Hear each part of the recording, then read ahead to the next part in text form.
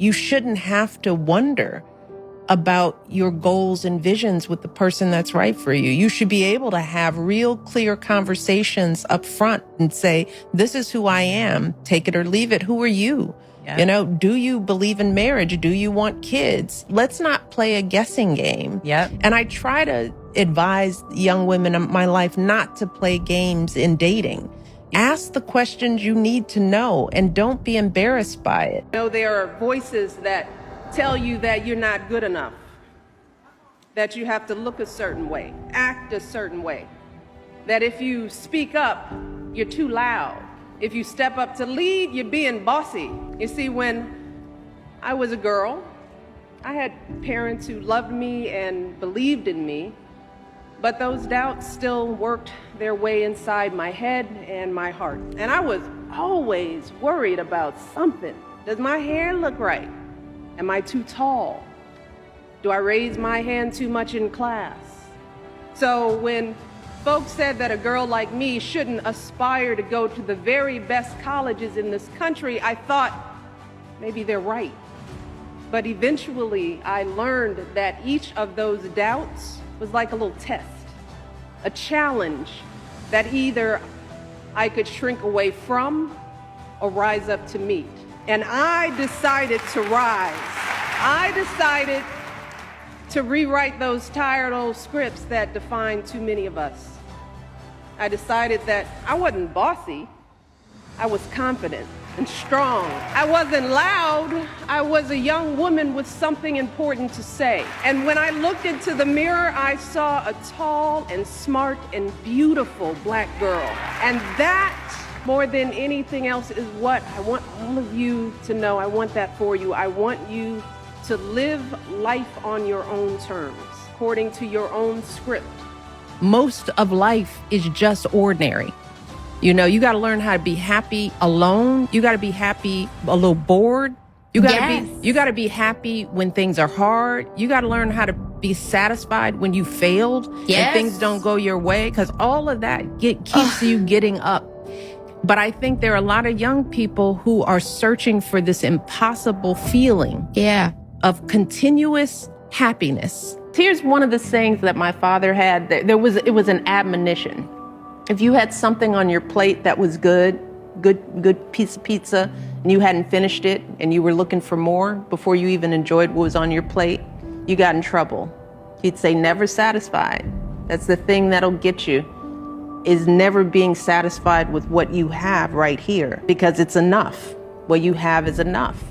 And for my father, with his disability, walking with crutches, a working class man, never owned a home. He sent his kids to college. He lived with such a fullness and an enoughness. And we live in a time where it feels like folks never think it's enough. Yeah. We're always looking at the next thing on YouTube, and now we're not satisfied, ever. I've met billionaires who are not satisfied. They don't feel like it's enough. But I met Marion Robinson, who is quite happy with who she is. So that's the long way of saying, will you be okay? As long as you're okay with you, as long as you know that Drew, all alone in her chair with a book, is enough, then it doesn't matter whether your kids are there. You don't need to hold on to them. It doesn't matter whether you have friends. It doesn't matter whether you have this job. You'll be enough. I've always approached life and friendships, and I try to tell my daughters this too, is stay open. Stay open to the possibility of people. I never want my daughters, and I never wanted to feel so high that I was closed off and suspicious, not wanting to let new people in. You could, close your life off so much, right? Because everyone might want something from you. But I always felt like, well, that's a loss. Because if you close everybody out, then you miss some gems.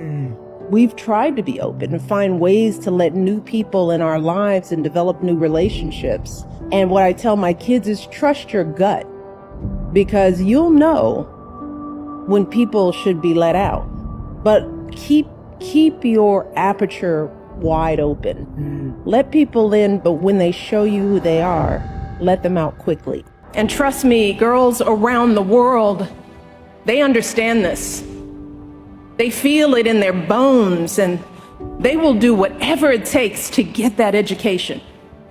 I've seen it time and time again, girls in Senegal studying at rickety desks in bare concrete classrooms, raising their hands so hard they're almost falling out of their chairs. Girls in Cambodia who wake up hours before dawn, ride their bikes for miles just to get to school. Bangladeshi immigrant girls in the United Kingdom who study for hours every night and proudly wear their headscarves everywhere they go, resolutely ignoring those who would demean their religion. These girls risk everything: the rejection of their communities, the violation of their bodies, everything just to go to school each day. And then here I show up with a horde of international reporters shoving microphones in their faces. These girls don't blink. They stand up, they look straight into those cameras, and they proudly explain who they want to be. Doctors and teachers, forces for change in their countries. See, they know that education is their only path to self-sufficiency. It is their only chance to shape their own fate, rather than having the limits of their lives dictated to them by others. I would tell myself, you are good enough.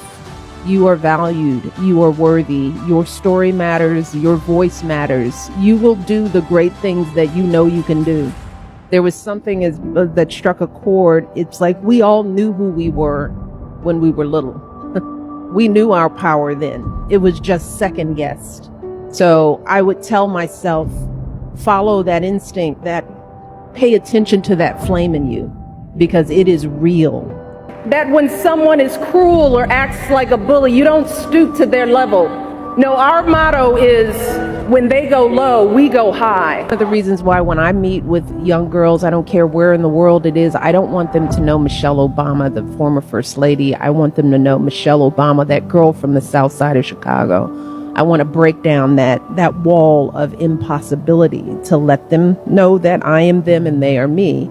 And yes, every other moment I feel self-doubt, because when you, and society intentionally does that to women and girls. It starts at a very early age.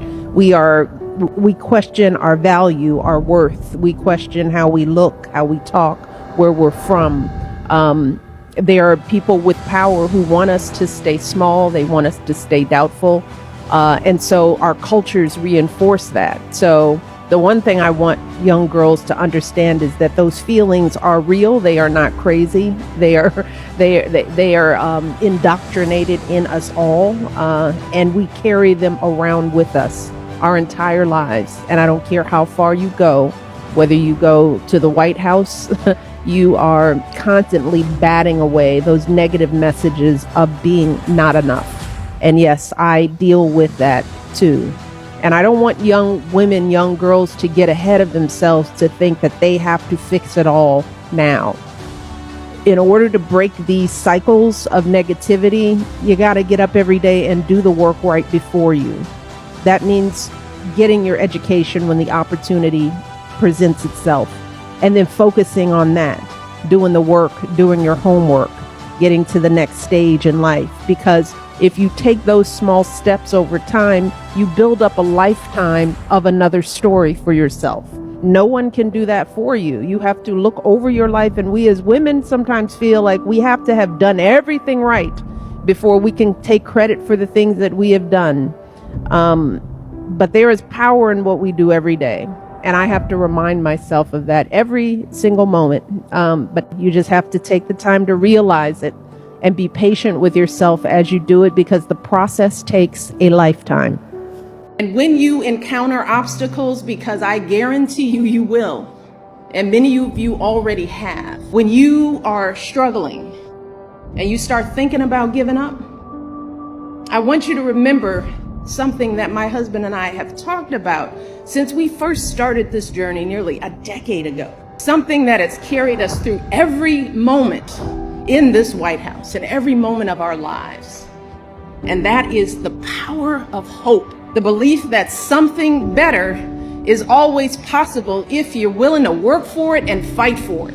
It is our fundamental belief in the power of hope that has allowed us to rise above the voices of doubt and division, of anger and fear that we have faced in our own lives and in the life of this country.